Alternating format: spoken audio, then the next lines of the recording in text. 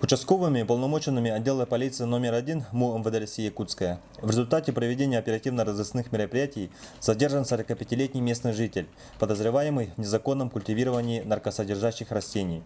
Полицейскими установлено, что мужчина в мае этого года на прилегающей территории кооперативных гаражей по улице Якова Потапова города Якутск на месте собственного огорода на грядке, а также в емкости из-под бочки посадил семена конопли.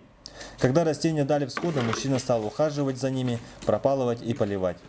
При осмотре участка обнаружены и изъяты 25 культивированных кустов конопли, что является крупным размером, а также их семена, которые хранились в помещении котельной, принадлежащем подозреваемому. В ходе разбирательств гражданин, пытаясь уйти от ответственности, начал придумывать различные предлоги. Крапиву, Крапива? Ну, семена побугаемые.